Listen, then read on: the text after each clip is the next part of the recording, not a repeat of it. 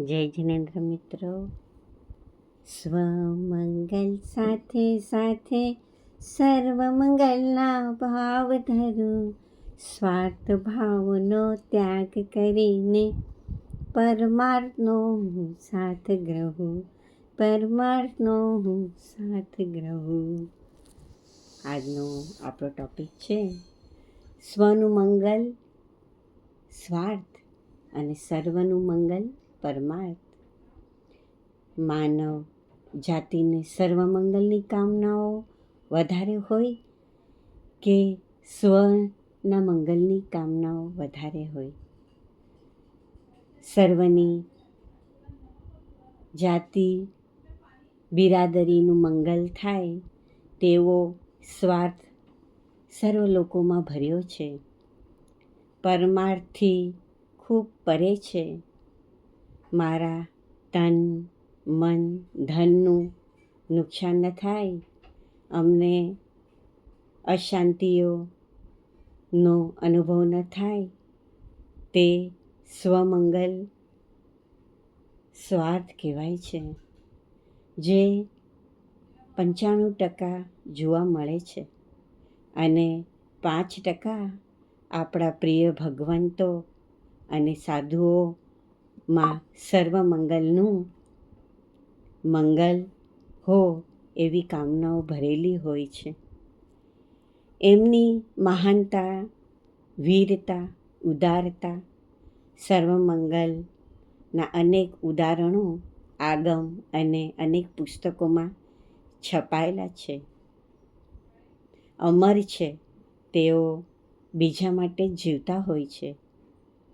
સદૈવ જ પર કલ્યાણ મંગલની કામનાઓ, ભાવનાઓ, કરુણાઓ વગર રહી શકતા નથી. ભગવંત કે ગુરુપદ સંભવ નથી.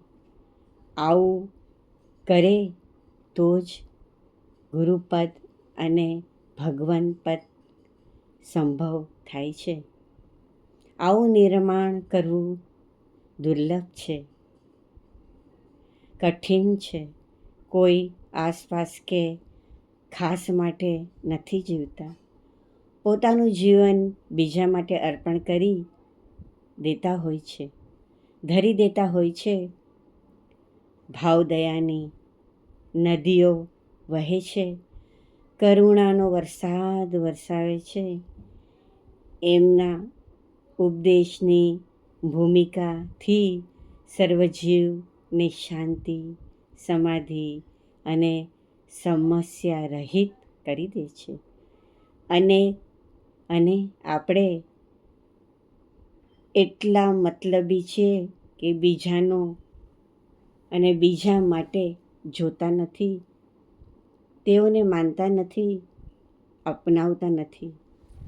આપણો દાયરો ખૂબ નાનો છે, કૂવાના દેડકા જેવો.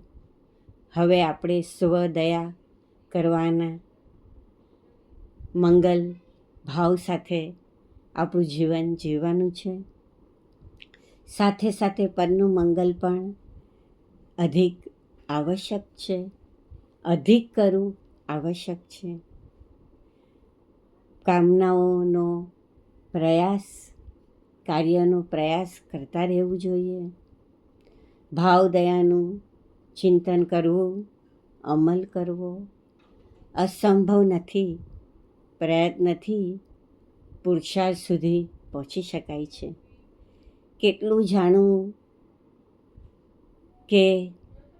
જાણવું કે સ્વમંગલ સામાન્ય છે અને સર્વમંગલ શ્રેષ્ઠ છે, વંદનીય છે, પૂજનીય છે, આદરણીય છે. અને સર્વનું મંગલ થાય એવી સતત આપણા આત્મા ઉપર આ ભાવનાઓ સતત આવવી જોઈએ. એ જ શુભ ભાવ બધા માટે છે. સર્વનું પરમ મંગલ થાવ, પરમ શુભ થાવ, પરમ કલ્યાણ થાવ. જય જિનેન્દ્ર. જય ગુરુ ગૌતમ સ્વામી. સર્વનું